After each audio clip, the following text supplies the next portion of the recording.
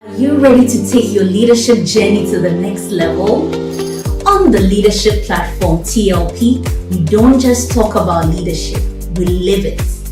This year, we are bringing you cutting-edge insights, transformative tools, and real-world strategies to help you lead with confidence, purpose, and impact.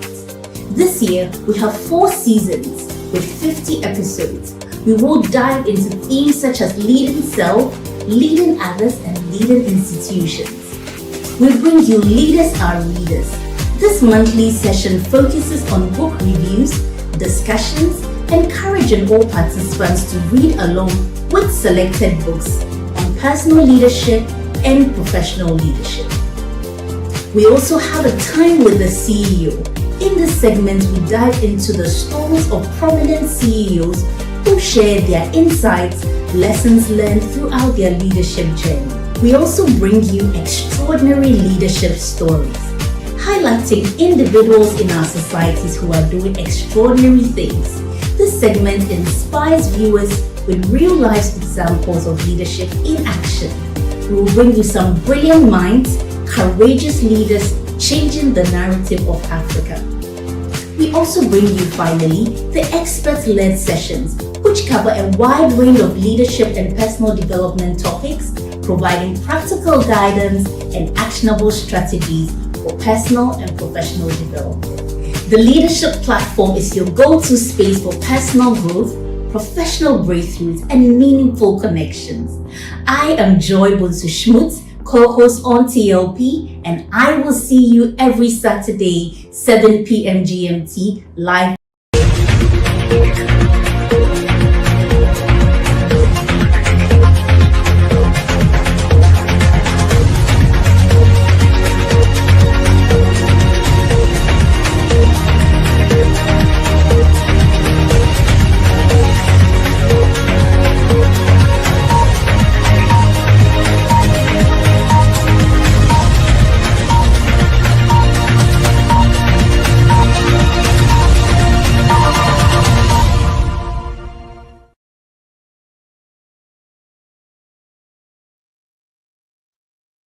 Hello. Hello. Good evening. Good evening and welcome to the Leadership Platform. My name is Samuel Ayim and I'm excited to be with you this evening. Good evening, everyone. If you are connected and hearing my voice, please invite your friends, share the site, subscribe to our YouTube channel, like our WhatsApp pages, and invite your friends to the room because we are going to have group sessions where we are going to learn and we are going to grow. So go ahead and invite your friends, go ahead and introduce yourself, and go ahead and just sit back and get ready. So introduce yourself, let's know where you are calling from so that we will be able to introduce you to the whole wide world.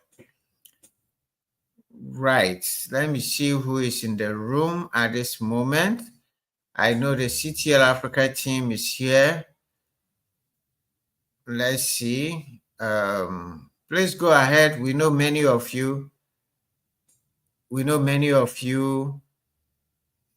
join, but you don't introduce yourself. We respect that, but we want to know. I have Alex Nyamiche Ochre watching from Gulf City in Tema. The Tema people are in town. Right. Alex, you are welcome to the Leadership Platform. Nathaniel Akom is here from East Legon. Nathaniel, you are welcome to the Leadership Platform. Let's see who else. Please go ahead. Let's have your name and where you are connecting from so we can introduce you to the world.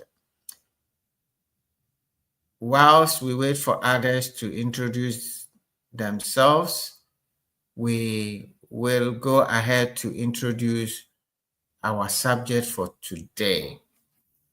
We are doing this quarter leading institutions and some of the topics that are relevant for leaders to be aware when they are leading institutions.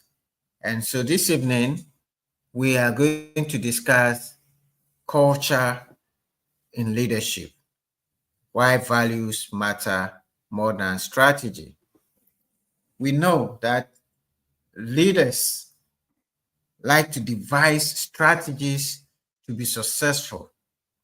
But today, we are going to be able to examine the relationship between strategy and culture and delve into the idea of corporate culture and how it impacts results. Patrick Lencioni has said corporate culture is the only sustainable competitive advantage that is completely within the control of the entrepreneur. All other factors, though important, may not be within the control of the leader. The market will change, customers will change, and many others. But if you have a handle on your culture, you'll be able to effectively drive the direction of the business. And so this evening, we are here with a very accomplished speaker, very accomplished leader who is going to do us the honors. She's not new to this platform. She's been here, I believe, a couple of times. And she is a public speaker, brand influencer. He's an HR practitioner for over 15 years. She's also the founder and CEO of ICS Africa Limited, which is a Pan-African company that provides management consulting, personal and professional development, marketing and communication, as well as corporate events, engineering and management services. That's really, really powerful. But interesting for us is that our speaker this evening boasts of several honors. She's been honored as one of Ghana's 100 most influential women in 2017. So if you take 100 women in Ghana who are influential, our speaker is one of them. She also is one of the top 100 speakers in Ghana in 2018 and one of the 2020 50 most influential young Ghanaians.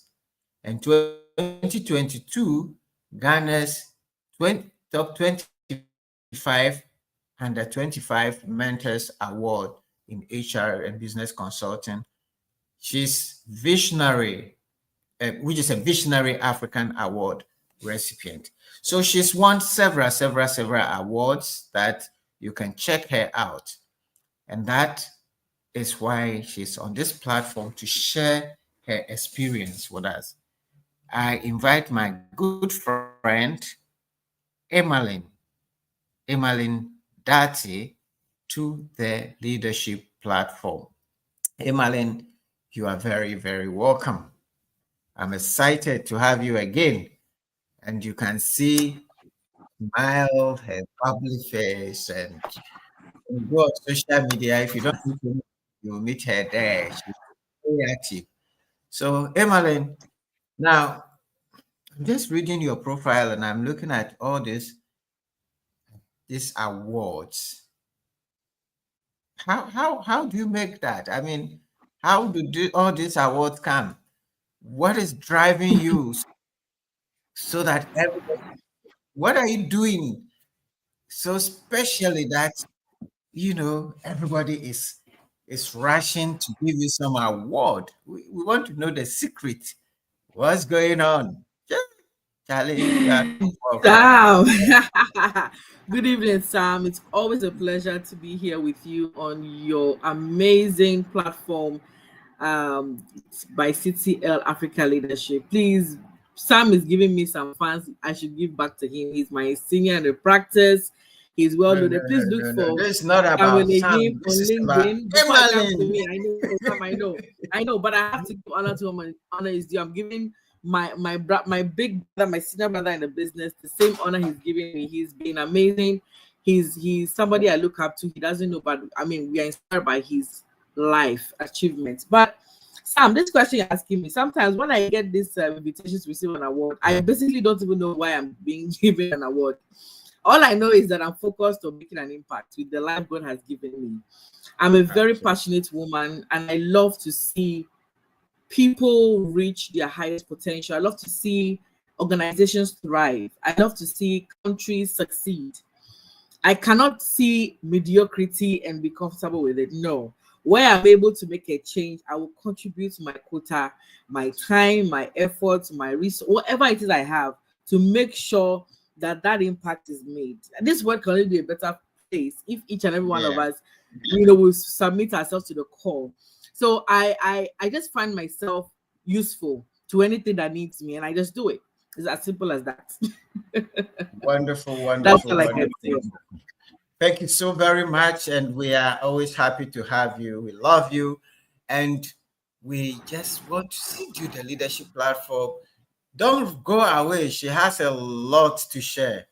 And so let's hear you. Why is culture so important, more important even than strategy? And some people have said that culture will eat strategy for lunch. That is Yes, interesting. absolutely. Yeah.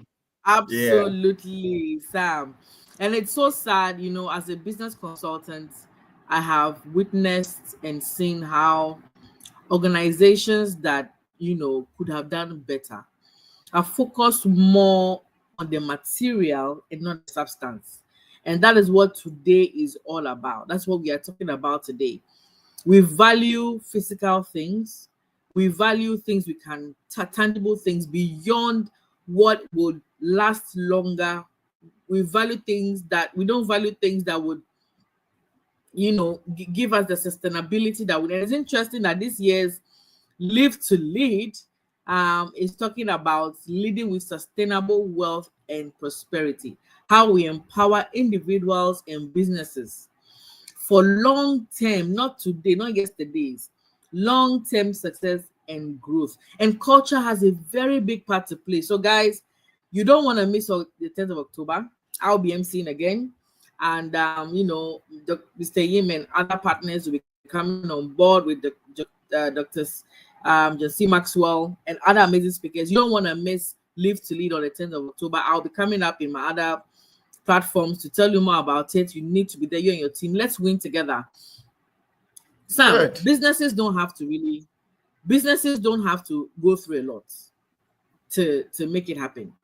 There is the permissible stress allocated to every business model.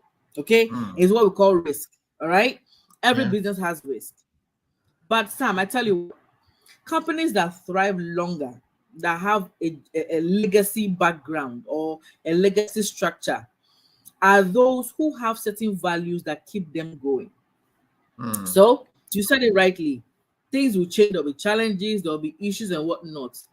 But the big B is that whatever values you hold dear to yourself will keep you and your team longer than the problem you are facing. Yeah. So problems are not supposed to be things you shy away from. No, they actually come to reveal yourself to you. They come to test and see whether your systems are shakeable or they are what, and they will endure. Okay, this is what businessmen and women should think about. So this topic is very interesting. When Peter Drucker says that culture is strategy for lunch, yes, you know why? Because strategy would have a certain limit or lifetime, but culture will remain. Now, the scary thing is that if your culture is weak, oh my God, and it is strategy, you're in trouble. You know what that means? Even if your strategy is good, and your culture is weak, you don't have a business. Wow. All right. Already we are inside. We are already inside in the spirit. The Lord is dropping it as always. But if your culture is amazing, okay, and you have a good strategy, you know you are going home. Now, this is the flip side again. Now, if you have a great culture, but your strategy is weak, because of the values ahead of you, you are able to come back and reassess yourselves and re-strategize. Yeah. Are you getting it? So it's all about the spirit of the company. What's in you? What's the DNA of the founder? Yeah. What is the DNA of the followers? That is what will keep the company going, so that even when the founder has lived his or her life, the company isn't dead. Look at Apple. See that how many years ago, Sam? How many years ago has this man died? As at the time he died, I can't remember where the iPhone model was on, but today we are iPhone 16.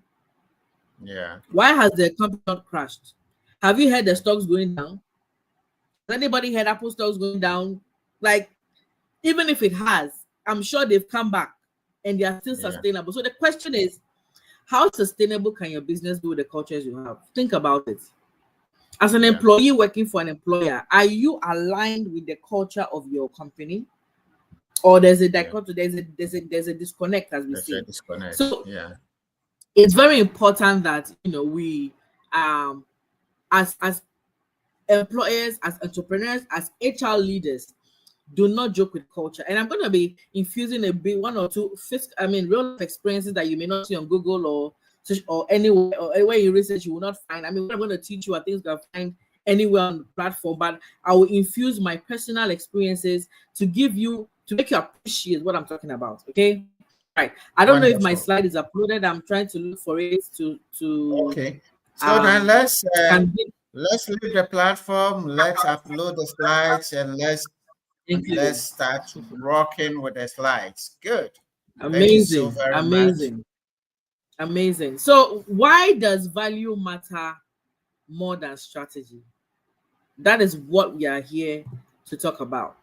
So we'll be dealing with understanding what a culture-driven leadership is. We'll delve into the importance of organizational values, why values are a foundation for decision-making is very important. And then we'll go into driving engagement and performance through values. And finally, we'll land with building and sustaining a values-driven culture. Now, let's go into what culture-driven leadership is. And I think I've already started, and Sam and I have started conversing on culture-driving success. Now, Peter Drucker said that culture is strategy for breakfast. And this highlights the critical role of organizational culture. A strong culture would align employees and foster unity and motivation. Now, listen to this, guys. Even the best strategies can fail if not supported by the right culture. I think I said that already. Now, this makes it essential for leaders to prioritize and nurture a positive work environment. Now, I've been blessed to never have worked in a multinational company. People be like, what does that mean? It doesn't mean that working in a multinational company is bad, no. But I have been able to experience why it is important for us to drive this topic, especially for local content in Ghana and other parts of Africa. This event is brought by a company which is pushing and driving change in Africa. And I am also, leading a company that is driving the Pan-African movement. And so this is very key to us. We are a continent that is driven by culture, but sadly, when it comes to work, we don't drive the culture mindset into our business. And I wonder why. I say that who you are is not what people see, but who you are when nobody's in the room. As an employer, as an HR leader, if certain values are not part of your life, there's no way it will transcend even when you are in business. You cannot pretend, you cannot fake it. No matter how long you stay pretending to be a certain way, life itself will expose you. They say time is that thing that allows deception to reveal itself. So I'm here to talk to those who have their mindset and are passionate about culture strong cultures in organizations. I know many of my HR colleagues have been crying and fighting for proper cultures in organizations, and they've become victims themselves because now they look like the enemies. HR is supposed to be part of management, and management is not allowing a strong culture, so HR looks bad. So if you are listening to me as an HR professional, I understand your feelings are legitimate, but don't give up. Keep shining your lights, okay? So this message is to HR managers and employers or entrepreneurs that do not understand the value of going all out to be culture driven. Leaders who are centered on values would definitely, steer decision making and behaviors effectively, fostering, a shared belief system that aligns all organizations' mission and with their mission and vision. Okay, what I'm saying is that once a leader is centered on values, you would foster shared beliefs that aligns all members with the organization's mission and vision.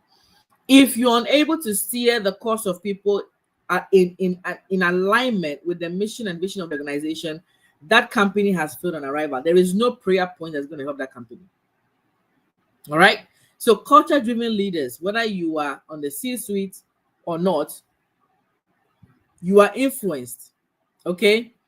You are influenced, or you influence behaviors of your team by modeling cultural norms and guiding teams toward common goals. And this takes an intentional act. What differentiates strategy from values? When it comes to purpose, strategy achieves goals, but culture and values define identity. So after achieving your goals, if you don't have a culture of value, you don't have an identity. And so everybody is working like a headless chicken and they don't know where they are going. And then when that happens, then it becomes, when problems come, then you don't have a team. When it comes to flexibility, strategy is focused on short-term adjustment, but culture and values looks at the long-term stability. That is why culture and values will enable sustainability of an organization beyond the people that have started the business. And when it comes to direction, strategy is more tactical, but culture and values are focus on ethical and emotional aspects of the business, which is very important. Lastly, when it comes to influence, we are looking at strategy looks like top down. Yes, obviously strategy comes from the top and is cascaded to the bottom. But when it comes to cultural values, bottom up and leadership modeling. So that's where a lot of humility and service comes into play. What are characteristics of a culture-centric leader? Authenticity. This is my favorite word in the dictionary. Okay, authenticity. Showing genuine commitment to the organization's core values and mission. I have worked in organizations where we talk about it, but the leaders do not act the part. They don't walk the talk. And it becomes a problem where you are trying to direct employees and you, the leader directing employee, you are far away from what you are telling the employee. You become like a hypocrite, and that way you don't influence behavior. And then we look at empathy and trust. The word empathy has become my second favorite word in the dictionary. This morning I was having my meditation moment and thinking about the problems in Africa, watching the news and why there are so many issues, government-wise, corporate-wise, social-wise, civil-wise, why we have problems everywhere. This is because Africans are so traumatized, whether it is from our background or from our families or from our experiences. We don't have enough love to share and give. If you love your neighbor as you love yourself, there are many, many decisions you will make that would favor yourself, favor your neighbor, and favor your society for the long haul. But when we have people who think of themselves only, they cannot give love. They don't understand that the decision they make would impact their neighbor. Where the entrepreneur doesn't understand that the decision he makes will negatively impact his employees or her employees or even the environment. So when we talk about galamsey, when you find yourself in illegal mining, you don't love your neighbor, you don't love your colleague, you don't love your friend, you don't even love yourself. So we have 30 people who have gotten trapped in a pit because they don't love themselves and they don't love people. So empathy, if you play with this, listen to me.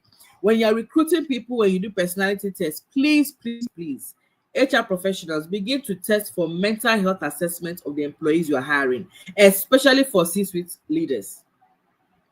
If you don't hear anything I say today, this one, don't forget. Begin to invest in personality assessment, testing the mental health, situation of everyone you hire, especially senior management. Because when leaders get it right, you will hire the right people. You will attract the right people. You will refuse the wrong people. I can spend a whole hour on empathy, but I can't do that for now. But please put at the back of your mind, love yourself, love your neighbor, love your society, and then you do the right thing. Okay. Now, nurturing positive culture. This is another characteristic of a culture-centric leader. These leaders model expected behavior. So you don't demand expected behaviors. What do? You model that behavior so that you can nurture a supportive and positive cultural work environment. Now, for this to happen, let us understand that we need to transition from a traditional leader to a culture-driven leader that focuses on collective purpose. So the traditional leader focuses on authority and measurable results as the primary drivers of success. So some leaders, these are the leaders who have a lot of people in the office sitting in the front of the computer doing nothing, as against those who are more focused on output than those who are sitting in the office. So there are people who have become more performance-based than output-based.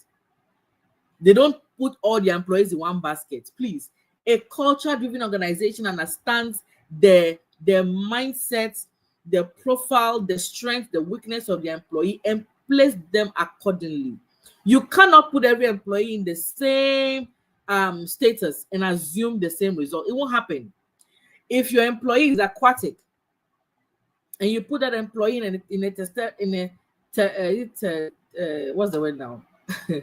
Sterile, if I'm correct, right? So the land parts of nature, okay? My R is failing me right now, okay? As a colleague that survives more on land, you are going to have a problem. Now, that employee who is aquatic will think that, oh, I'm a failure, I'm useless. Meanwhile, that person is so good. The person is the right person for your organization, but because you are not driven by values of human beings, you don't care. All you know is that you hire people, you pay them salary, work, finish. I'm sorry. That is not going to help you. Beyond that, you are moving beyond output to environment.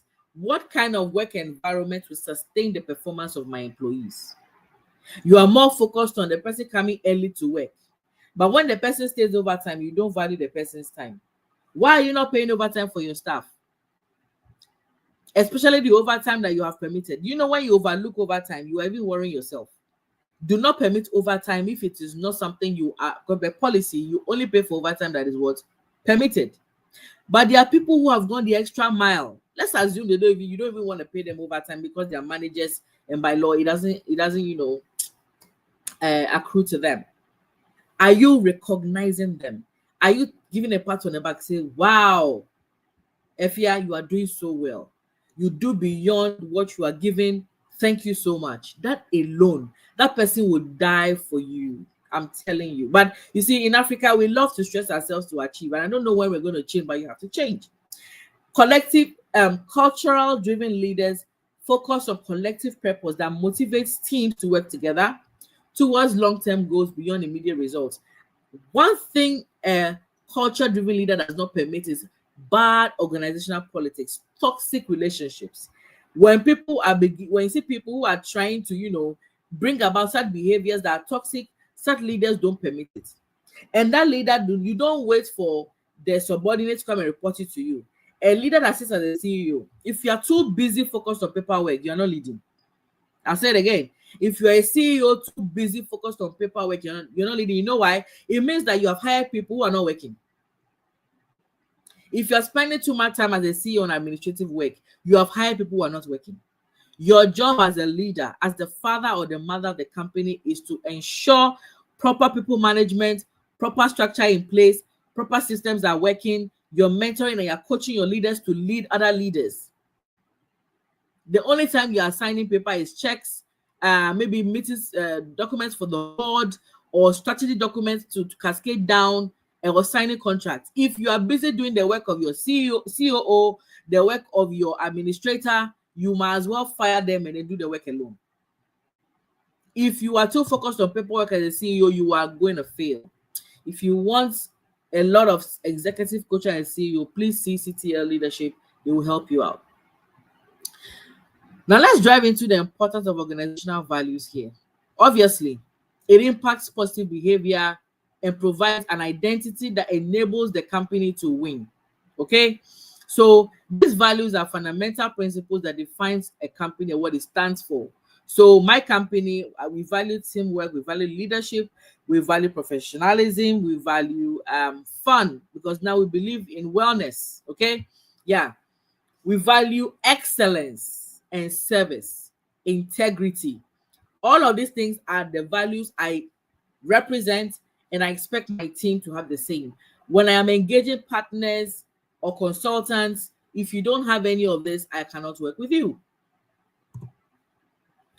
Values, we've said, shapes our behavior. How you communicate, how you behave, some of you in your companies, you've experienced disrespect, you've experienced abuse, all sorts of unfair treatment because they don't value your a good culture, or you don't have good values. So there's a way you send emails. You don't send an email that is disrespectful. You check the tone, you check the language, you know who to copy, who not to copy, how to start, how to use curtsy languages and all of that. Even in verbal, that's in physical meetings, how you greet, how you say hello, the right non-verbal cues, the right verbal cues, you know exactly what to do.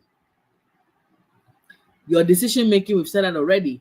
How you make a decision. If your decision is only impacting your pocket as a CEO and does not impact the pocket of your employees or ensure a good environment where your business is not harming the environment, you are not a good CEO, you're not a good leader. Values help to establish norms and expectations so that when HR is hiring, you are hiring in accordance to what you expect. Okay? Right. What are some examples of strong value-based cultures? Employee engagement, customer loyalty, and market success. Okay, where your employees are motivated to achieve the goals, where customers are always thriving. Are always fighting or always excited to come to your organization. That is customer loyalty. Market success, how in competition, you are standing among the top 5, the top 3, the top 10, the Fortune 500, the Club 100. Okay, that shows you that you have set a high sense of value. Where these 3 things are the values, every decision you make will be driven towards employee engagement, will be driven towards customer loyalty, will be driven towards market success. Decision making in leadership, I've experienced, firsthand, horrible decision making by leaders. Horrible. Now, the saddest part is where I meet owners of business who have access to money. You see, Africa's problem, the poverty we talk about, is not the lack of resources. It's the inability to manage wealth. That's the poverty of Africa. I'll say it again. The poverty Africans are facing is not the absence of material resources. No, it's the inability to manage our material resources, the inability to manage wealth. So you see, people are blessed to have gotten access to capital. My goodness, I'm so proud of them. My goodness, but the decision making is whack. Example, you invest more in buildings than in the right talent. Why are you doing that? Start small and great. You invest in number of employees and not quantity. Sorry, not quality. You're investing more in the quantity of employees and not the quality, because you know how a proper HR that will give you proper manpower plan to make you know that you can achieve 80% from 20% of top talent in the country. The worst case scenario is in the choice of consultants. Many entrepreneurs, many business owners do not properly choose the right consultants for proper business decision. That has been a very big, canker I have experienced. So I get to meet people. They call me, oh, I'm traveling, I'm going on this journey, come on board and support me. But then when you go into the business and you give them advice and then they have to make certain investments, they can't make the investment because they have wasted so much money in the previous consultants, wasted so much money in the previous, maybe a leader of the business they put in place, and then now they don't have money, or they have the money but now they are afraid to invest. So when they see the right consultant, they won't invest in the right consultant. They will not invest in the right ideas, and then they still expect magic. Now they've turned the consultant into what's it called? And somebody who you like a working what's that word for people who have broken their legs and then they need to hold on to what's it called? Somebody as a support system. They use you to manage their trauma. So you have traumatized entrepreneurs available. When they see consultant, they tell the consultant what to do instead of them listen to what the consultant has to let them know. It becomes very, very annoying. Okay, and when that happens, you see that the entrepreneur is going around in circle.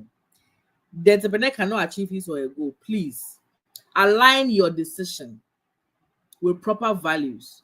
It's okay to fail. Listen, you will meet people that will take advantage of you as an entrepreneur. Trust you me. The same way people take advantage of you in normal relationships, social relationships, it happens in business. But don't give that a reason for you to compromise on quality.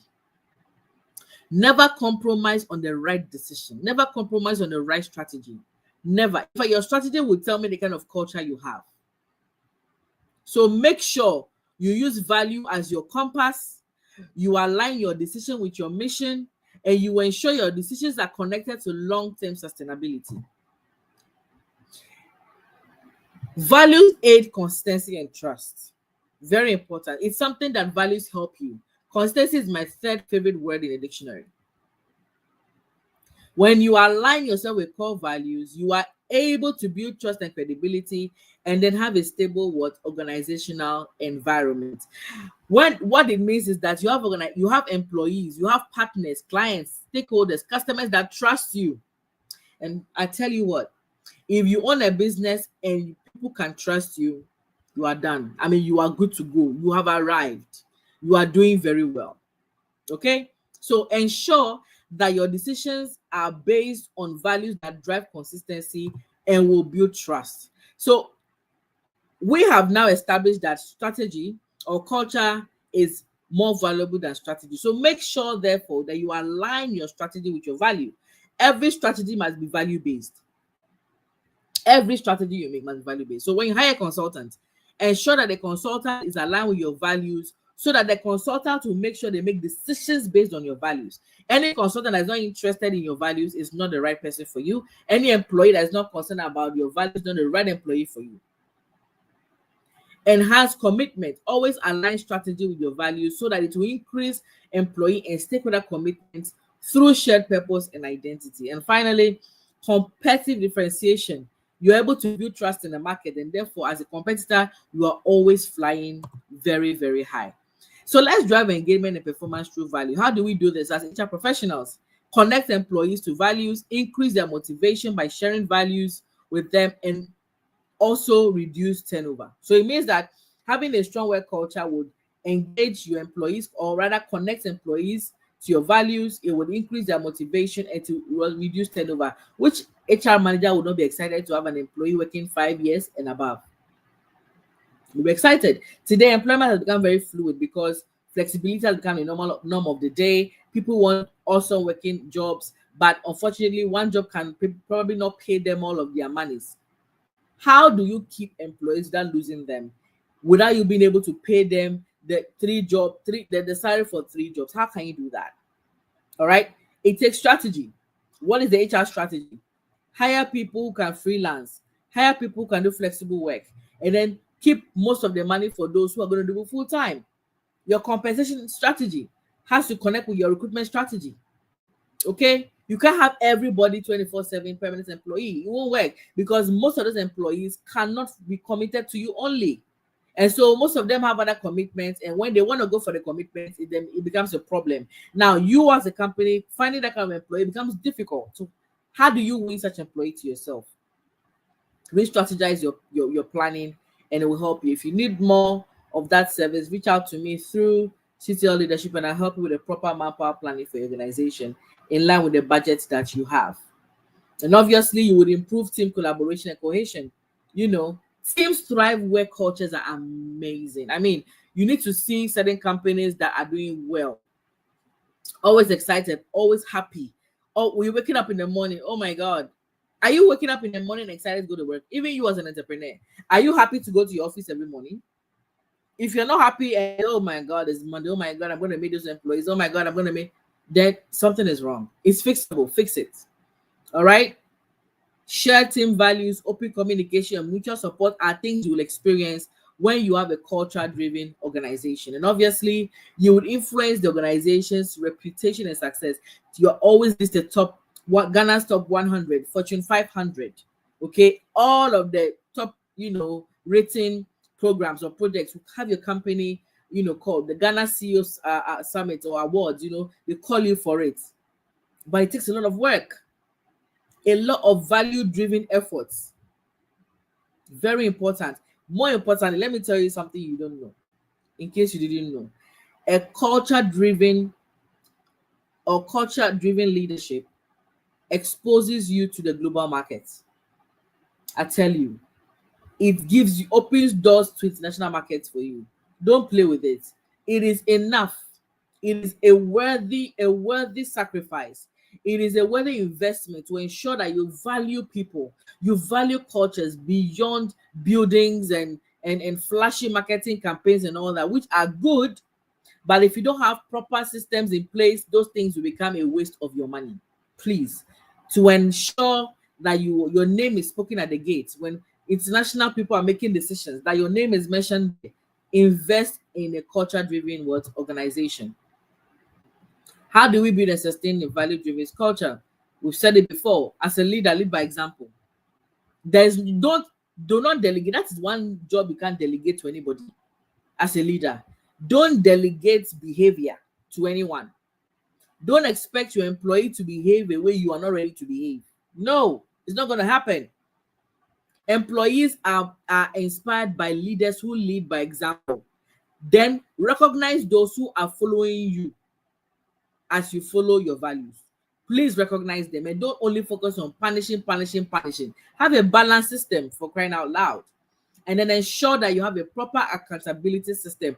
Hold team leaders accountable to uphold values, to ensure cultural integrity is what's maintained. In your company, people should be afraid to commit fraud. People should be scared to steal. People should be scared to be late without taking permission. People should be scared to lie. People should be scared to sell confidential information. They should be afraid. This godly fear, they should have it. Because they're like, my boss has been so good. My organization has been so kind. This thing I want to do is not good, though. Yes. It doesn't mean that you will not have some people who are still stupid enough, permit my French, to still misbehave. But at least those who are modeling or who want to model, that you give them the strength and the passion and motivation to want to be good and want to be aligned to do the right thing, to protect your company even in your absence. And of course, you can also train and communicate such things. So beyond leading by example, you train. People train and they don't lead by example. It's a waste of money. It's a waste of time. I'm telling you no lie. Regular trainings and regular open communication channels that are transparent. It's a waste of time if you don't lead by example. So please lead by example and stop giving HR the responsibility to do your work as a CEO. Please, culture is the responsibility of the founding fathers of an organization. Okay? If you own a company and you're a CEO, it is your responsibility to demonstrate exactly what you want to see in all other members that you have. Stop punishing an HR person for things you have caused. Whatever does not get measured will not get improved. You're a CEO, you don't even know what's going on. You don't even know your gatesman's family has not eaten. What is wrong with you? You don't even know that your employee is having struggle paying rent. You don't even know that your PA is having challenges, marital challenge. You have no idea. You come to work, all you know is, have you sent the email? Have you sent a report? Bring your KPI. What is the financial report? How much money are we making? When are we going to move from performance indicators to people's health, to wellness, to well-being? Because these people are not robots. These same people that will bring your KPIs or give you a wonderful balance sheet are human beings going through life. Have you called them today? How are you? Have you looked into the eye and say you are doing well? Please, leaders, let's be empathetic. Okay, Let's stop the mundane, let's stop the technical work only, and then add the humanity aspect of it. A balance of everything is very important. I spoke about what doesn't get measured doesn't get improved, and I've said it. As a CEO, tell your HR manager to give you a report on how the organization is doing as far as culture is concerned. What is the cultural health? What is the mental health state? What are the cultural gaps? What are the value initiatives we need to adopt? Get that information, and then let your finance manager sit beside you. Then you understand why you're not meeting your KPI, why you're not able to make your money. You understand why you're not generating revenue. Okay, the formula is there, but we're just not human enough to see it. We just feel like when people suffer, it means they're working. Stop that mindset. It doesn't work. Finally, culture-driven leadership centered on organizational values is essential for building trust, guiding decisions, and driving sustainable performance. Values matter more than strategy because values guide decisions in uncertainty. It fosters trust, inclusion, and loyalty, and it also protects reputation and integrity. When we embrace and nurture values, leaders can inspire engagement and create resilient and successful successful organizations. Thank you very much for your time. I'll be excited to take your questions or hear further additions to what I've shared. Sam, over to you. Thank you. Great. We will take a quick short break and come back and digest. Bring your questions, your learnings. Let's see what your thoughts are. I see some already. So let's take a quick break whilst Emmaline. Nobody ever thought their way to success. Nobody ever hoped their way to success. Nobody ever wrote goals on a planner to success. They acted. Action is what attracts. It's the action. It's the movement. Why are we doing what we do? For me, it's doing something that can bring people together, to bring joy, bring fun. I think about that all the time. The game of banana ball is what I'm most proud of because I've seen what's happened to fans and I see kids now playing it all over. We want to deliver a unique, different show every single night. You cannot have three first priorities. What is the first priority of the business? So I will ask the question, who are the keepers of your brand promise? Who are the keepers of what you promise as a company? You are the most powerful being on this planet, and you were created for a purpose far greater than your eyes could ever see. A life full of happiness, fulfillment, joy, peace, and overwhelming gratitude. A life where you get to finally know who you are, why you're here, and what you're supposed to do with your life. People need to hear your story. People need to see your vision. And when you learn to communicate, you pass it on to others, and you help so many people make a difference in the world. So let your dream come out and learn how to communicate it with excellence. Thank you very much. My name is John. I'm your friend. Thank you.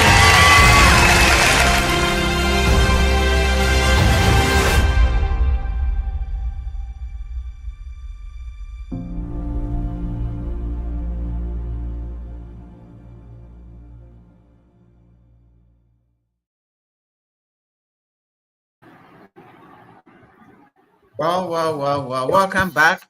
And by the way, that is an announcement for Live to Lead coming up on the 10th of October. Please get your tickets, get ready, book your seat, get your HR, your CEO, your executives to get ready for Live to Lead. It is coming like Kakai, that's Shatawale, coming like Kakai. So get ready. Now, we have had a very, very insightful presentation. Let me see what people are saying. I have a few questions, but guys, go ahead. Let's share your comments.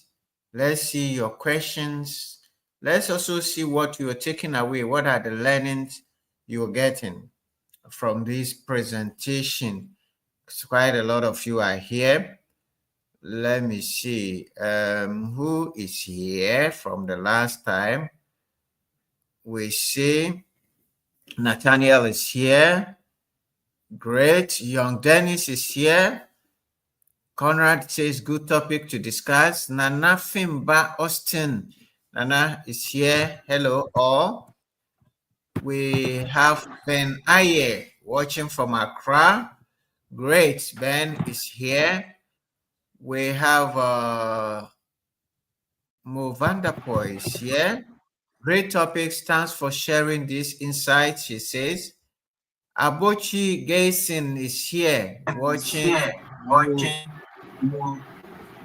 live from Valley View University. There seems to be an echo back. I don't know where it's coming from. Mamadou Otabil is here from Matehiku, stating somewhere. Kofi Kakrabafo is here from Ghana, the whole of Ghana. Albert Duncan has some comments here. Organizations have several metrics to measure performance and known for values and ethics, which is the pivot of sustainable business. And maybe that's something that Emmaline, you would like to comment on. Are there no metrics for values and ethics? How do we measure that? All these beautiful things about culture, how do we measure it? How do we bring this into our scorecard so that if it is so important, how do we measure it? I think that's the question that Albert is raising. Gloria Apore is watching from Accra, and Shedrack Uchechukwu is here watching us all the way from the big brother Niger. He's here. All right. Emmanuel Duncan says this is insightful exposition. Values are the foundational blocks for every strategy. All right. And Gloria says, I'd somehow wild, the matter chop hot. I think when you were saying, what's wrong with you? And Livingston Zeto is here. Greetings to everyone. Els Lavdos, very great presentation. Oh, he says Ivy from Accra. That's Els Lavdos. That's Ivy. Guys, let's have your questions. There's one already on how do we measure it. My question, my first question, which I'll ask so you add it to that question, is you talk about strategy being top down and culture being bottom up or something like that. How does that? But you also said that the culture comes from the founder. So how do we reconcile who actually drives the culture of the organization? I wanted you to clarify that a bit for us. So if you can take those two, and then we'll go back to the audience to see if they have other questions. I know Gideon is here. I know Emmaline is here. Today we're missing Sarah. She's enjoying in London. But let's hear it. Okay, so sorry, when you were speaking, your question was breaking. I think I'll make some sense from what I heard from my end. Okay, so there are two questions. Let me summarize them. No, I got it. I think you were asking me to clarify why strategy is top, bottom, and we see culture is the bottom up approach, something like that. Yes, and then you also said that culture has to be defined by the founder. So I just wanted you to reconcile. To reconcile. Yes, so what I mean is, so when I say strategy is normally from top to bottom, because of the technicality of what's it called, strategy, it has to come from the top and cascaded to the bottom. Okay, so we derive strategy from the leader, but then we execute it in our various places. But when it comes to culture, usually we like to make it a collaborative effort. So the moment a culture has been designed or created by the founder, we need to, so there's this form of leadership where there is always top bottom. So all the information that comes from the top. Sam is the one that gives information. Nobody else can talk. Right? But now we are talking about servant leadership where we even listen to feedback from those below. So Sam, you have a culture as it's Africa. And you have in your mind, you feel that, oh, as for this culture is working. But you see, the people at the end feel it. You know, I told you about culture is more spiritual. It's more, I don't know how to say it. It's like the soul. It's very human centered. Unlike strategy that is more technically centered. You understand? But when you have created a culture, the only way for you to know it is strong is from your employees. If you don't get feedback in your mind, you think, you know, some organizations have wonderful perks, Sam. Wonderful perks, but the people are not happy. Have you seen that scenario before? Why are they not happy? Because your benefits does not benefit them. Yeah. You know what I'm saying? How does free, for example, free education or free masters benefits me who I'm on a PhD level, or maybe I've done my masters and I don't need it. So meaning that if I don't need it, I can't use it, and it's just there. That is why we encourage HR professionals to have what we call needs-based benefits. All sides cannot fit all. So and that is why with culture we measure, and this question connects to the question the man asked about how to measure culture and values. Right?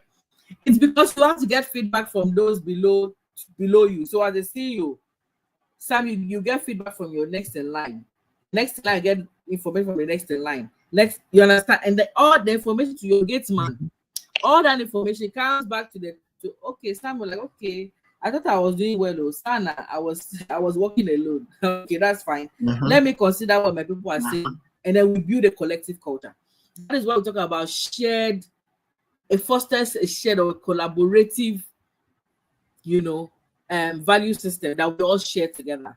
But with strategy, it is very technical. If I don't have a gateman does not have the technical expertise to let you know how to, structure a strategy for 10 years or for 5 years or for 1 year. All he knows how to do is to let you know that, okay, you've given me this work, we did the best way I can implement it. But he cannot tell you how to move your company from A to B. But with culture, because the culture is for me, okay, it's for me to thrive. You need me to give you information. So that's why we encourage a bottom-top approach in strengthening culture. If you get what I'm saying, does not remove the fact that the CEO or the founding fathers will not initiate culture, but he must be humble enough to get feedback from his team to find out whether the culture they have brought on board makes sense or not. Now, to answer the metrics to measure values and ethics, which is the pivot for sustainability of businesses. You're right, but there are, ideally, okay, every performance management tool, which you call an appraiser, whether it's 360, whether it's questionnaire, or service or whatever it is, which are usually the tools we use to gather data to know how we're doing, must include an element of values. So when I design a performance management tool, there are two things I measure. The first part is your technical skill. The second part is your behavioral skill. And so the behavioral skill are based on the values of the organization. So I don't know, it baffles me when an HR person would design an appraisal that would not factor in behavior. It's more often than not, it is two ways. You have your technical and then the behavioral, okay? Even the technical is also based on, the target set for the company.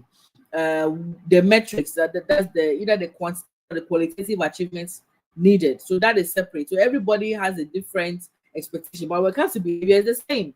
So you see, for managers, we ensure that you value leadership, you value teamwork, you value mentorship and coaching, all of those things, and then some other elements that we probably will find in the non-leaders. So maybe trust, integrity, innovation and creativity. So it is very important. So these are the tools. I've mentioned some of the tools available, which you all know: surveys, questionnaires, 360-degree appraisals. Those are the kind of ways that we do collect feedback and what have you. And then when it comes to metrics, so it depends. You have to design the metrics that fit into your value. So, but then there we have the common ones that you may find that you can pick one or two. Some people will measure mentorship engagement, indicating commitment to development. So when we talk about trainings, the people development, the relationship between employer to employee. So we put that all on our, mentorship engagement. And these days, people are looking at work-life balance. I mean, if you don't have a proper work-life balance system in your organization, it means you do not have respect and empathy for your employees. It is very important. And then obviously, these days we are moving towards inclusion and equity. Now we have people who are now coming to us to ask for DEI assessments. I was surprised when that request came to us. And obviously, I was surprised. The company has a connection with a global company. But I know that the local content company will not come to me and ask me for a DEI assessment. So these days it's become very important. And now funding partners and investors from the foreign part of the world are coming to your company to check these things. So please, if you know you're somebody whose business is open to investment, take these things very seriously. Some people also measure promotions. Some organizations never promote anybody, and that is because they have a certain structure that is not growth oriented. So people have been there 10 years, the same job. But what they don't know is that if you cannot grow, I believe this is vertical, right? So going up is vertical, isn't it? If you can't grow vertically, you can obviously grow horizontally. There's horizontal growth for a company whose structure necessarily cannot be big. They don't know, and so they need to get a consultant to help them with that.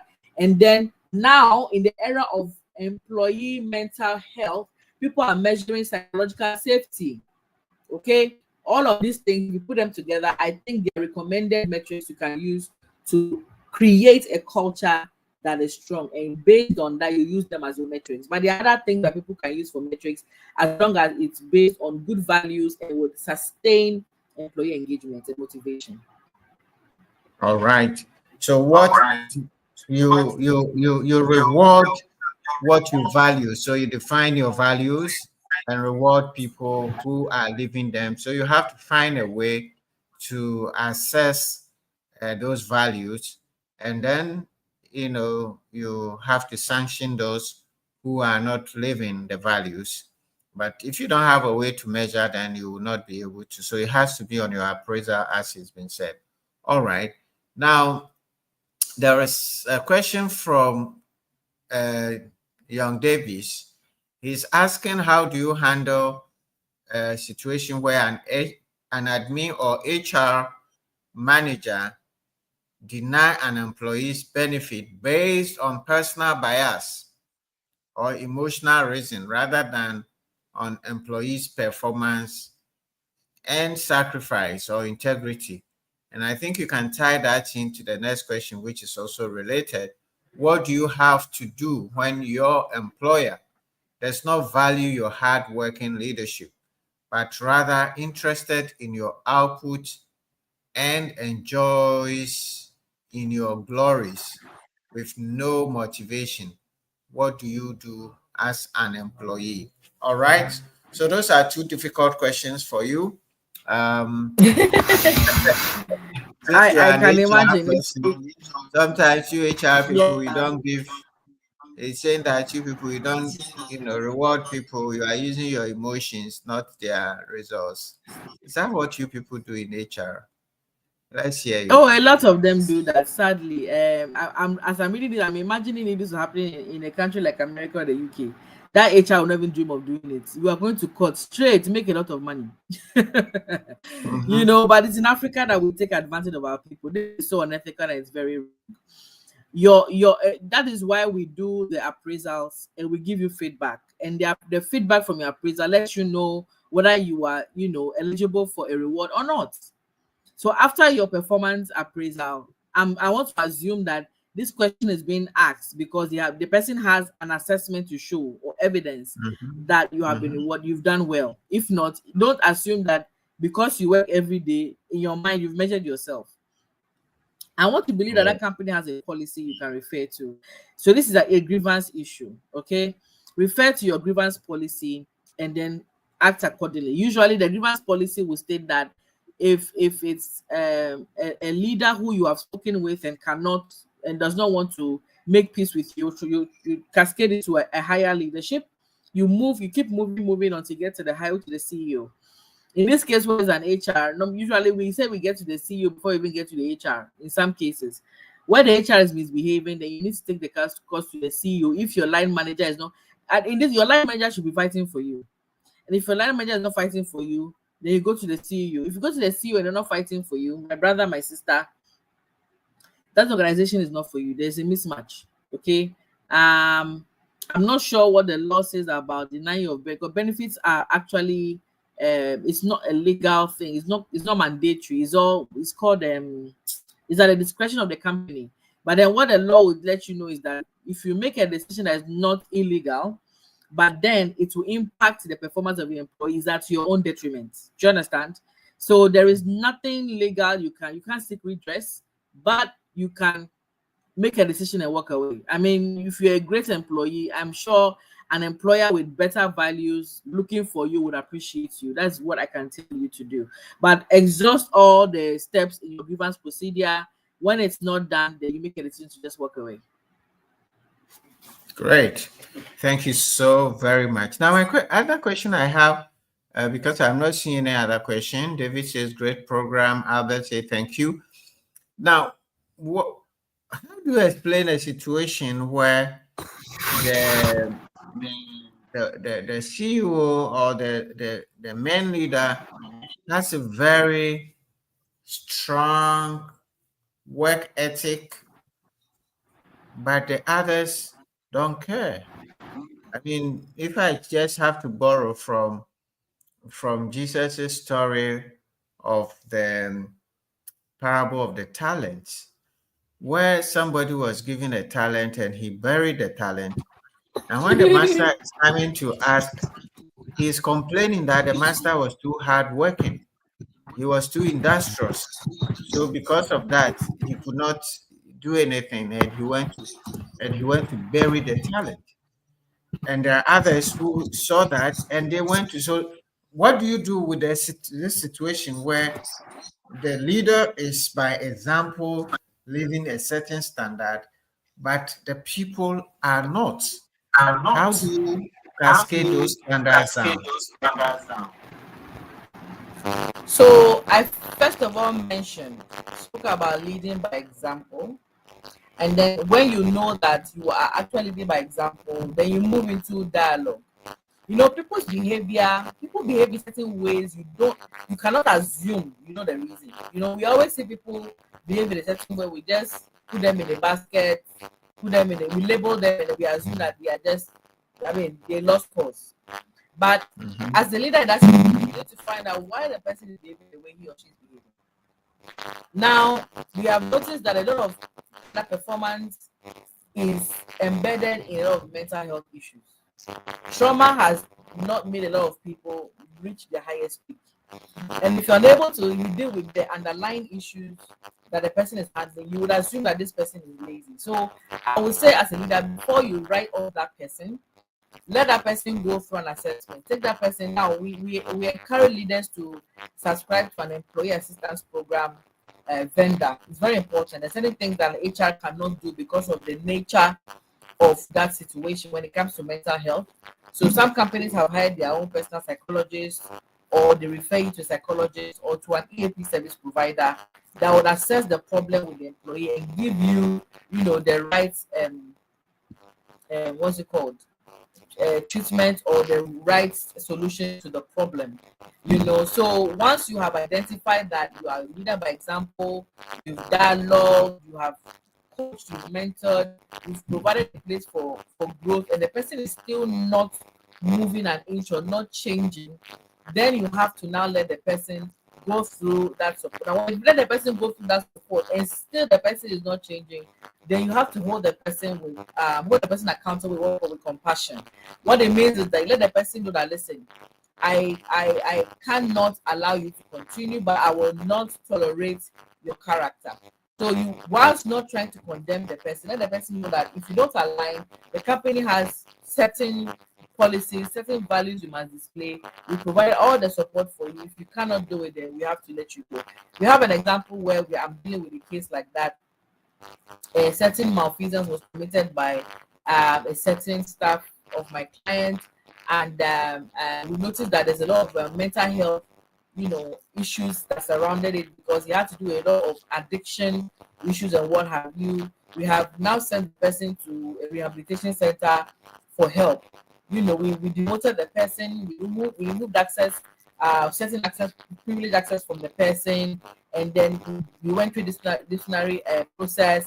We identified that there was a mental health issue, got the family involved, and we've told the person that the person after this, and the person does not change.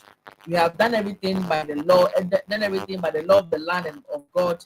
They will let the person go. So that is the best thing I'll let you know. All right. Good, good, good. Okay.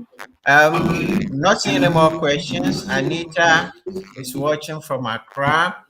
Now, Gideon, I don't know if you have any questions to ask. You can ask. Joy, if you're still with us. Sam, I would also want to add, before somebody else Yes. asks, another thing you can ensure you have as a value or a culture, when you reward good behavior, naturally people will align to that. Okay. Absolutely. So if the person is always this, but since that Charlie, every time Gideon works hard, Mr. Ayim is always giving him 500 cedis. For example. Yes, that's what Jesus said. The one who was able to multiply the 5, he was giving more. And the one who could not do it, they took what he had and gave it to the one who multiplied. So rewarding the behavior that is expected. And the one who could not, who was complaining, he was thrown into there. So you are sanctioning that behavior that you don't like. So that absolutely is that is it. Yeah. Good. That's it. Good. Now, Tata Mohammed is listening to us all the way from Upper East region, and he's asking, what is the best way to stop your immediate boss from making demands or favors from you? Hey, what kind of demands and favors? Please. Exactly. That question is broad. Break it down. This is a lot inside. What kind of demands is he making? Is he asking for a confirm or something? Or he's asking you to do some work? What kind of demands? If you clarify, that would be very good for us to be able to chip in, because your boss has to ask you to work. So he can ask you to come to work early. He can ask you to do work. So is that what you're talking about? Favors. What kind of favors is this one? Let us clarify. We know that if it is immoral favors or sexual or whatever, those will be completely off. But let's hear you. They're always asking for financial assistance. Hey, the boss is asking for financial assistance from the subordinate. Emmaline, is that what you people bosses do in your work? I beg you, we're not there. Maybe you are richer than your boss. So if you are richer than your boss, maybe what can you say to that, Emmaline? We are not there. Hello? Yeah, so what do you say to that? He says the boss is asking for financial assistance from him all the time. What can he do? Don't give him. Stop. In fact, stop it. Stop it. It is a no. What is that? Maybe he's afraid that if you stop, the boss now will punish him or. Oh, please let your boss fire you and call me. Have evidence that you were fired because of financial failure. Call me. I will make money back for you. The money you gave him plus the ones you give you make money. Don't worry. How dare he? Yeah. Or she? It's wrong. Please don't do it. Are you an investor or a shareholder? No. Yeah. Don't do it. All right. Just stop doing it. There's no best way. Don't do it. Yeah. You don't have an obligation to give financial assistance to your boss. No. But if you can help him from your own way, that's fine. If you are richer and you want to help your boss, of course, but I'm sure the way she's asking is kind of a problem. But even at that, ethics wise is not right. Yeah, so it's not right. It has to be. if you are giving money, there has to be, you are loaning the company, it has to be documented. Yes. So The process must be transparent, please. The bosses on the call, don't go demanding financial assistance from your subordinate. All right. So we're going to come back to you for you to give us your parting shot since there are no more questions. But I want to remind everybody on the call that Live to Lead, please, this is the International John Maxwell Conference. And this year we have very powerful people coming from Ghana also to help. The theme is Leading for Sustainable Wealth and Prosperity. And it is 2,500 for in-person experience. You're going to have really powerful experiences. Sir Sam Jonah is going to be there. David Dote, lawyer David Dote is going to be there. We are going to have the CEO of Ebit Bank, who is going to be there. John Maxwell is going to be there. Other amazing speakers are going to be there internationally. It's going to be great. The ambience is wonderful. So for the in-person experience, it's 2,500.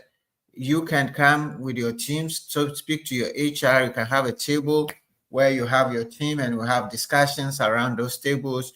So make that. But if you are even far away and you cannot travel to Accra, where we are having the conference, which is at the auditorium of the Chartered Institute of Bankers, we're doing this in partnership with the Chartered Institute of Bankers.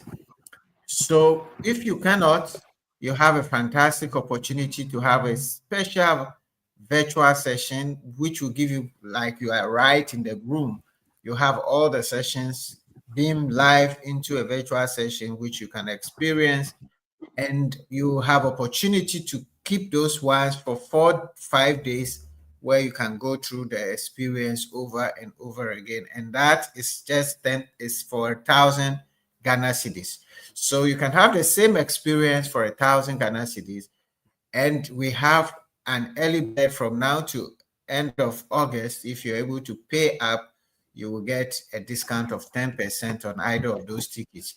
So just quickly run up, go to our website, the CTL Africa Leadership website, go to the Live to Lead Ghana website, and then click the links and get in touch for any further information. You get more information.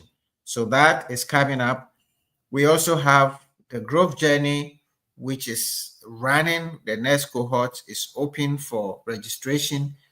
Get in touch with CTL Africa if you're interested in developing your personal growth, being intentional about planning and growing your life. We have a 10-week course that you can go through, certificated, that will help you to transform your personal growth. So with those two, I would just want you to leave the stage for Emmaline to give us her parting shots. So the Live to Lead links are posted on the chat. Please pick it, go to the website, and if you have any questions, please reach out to us. Emmaline, thank you so much for the presentation. Now we will want to take... I would like to let your people also know that it's 2.5, but we're running an early bird discount from now till 14th of August for 2,200 in person. Don't say we didn't tell you. Save 300 cedis and please jump on the call and get your ticket. It's going to be amazing. Meeting Sam Jonah. You don't want to miss this. Listening to John Maxwell and other amazing people. Sam and I will be there to shake your hand, give you a hug. Don't miss out on this. Wonderful. You'll meet this beautiful woman there. So please. Don't miss it. All right. So let's take a quick dessert from Emmaline. Emmaline, what sayest thou? Well. What can I say? Don't forget that culture eats strategy for dinner, for breakfast and lunch.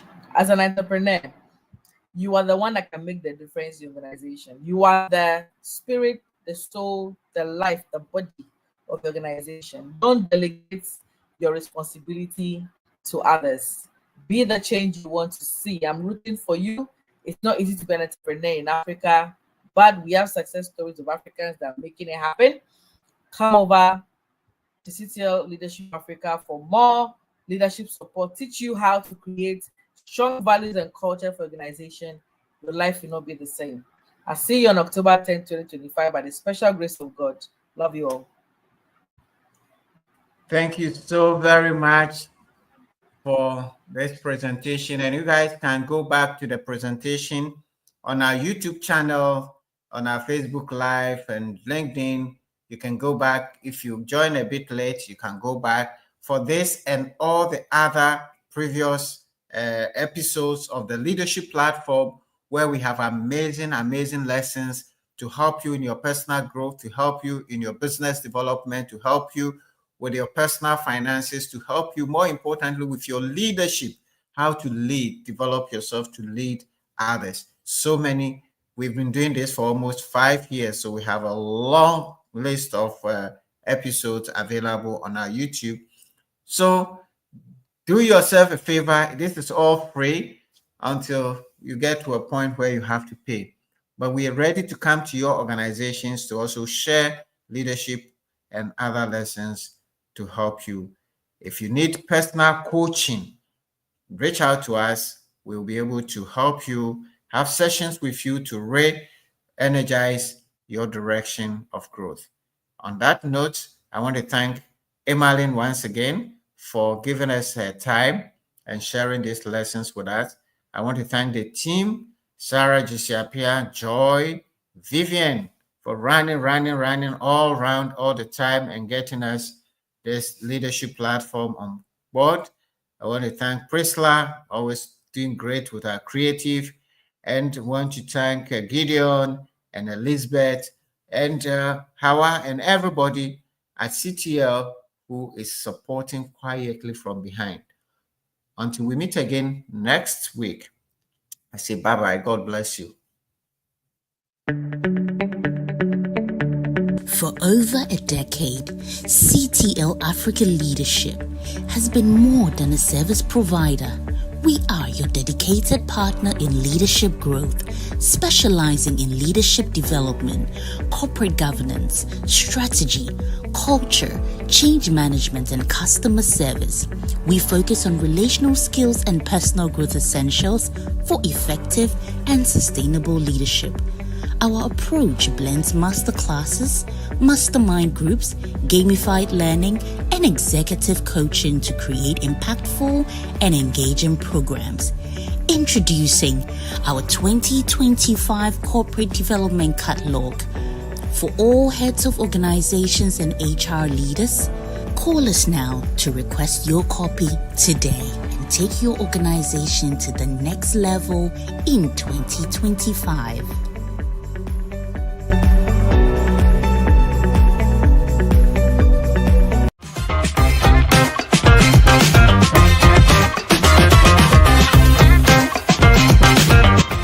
And by the way, if you haven't subscribed to our channel, do that now.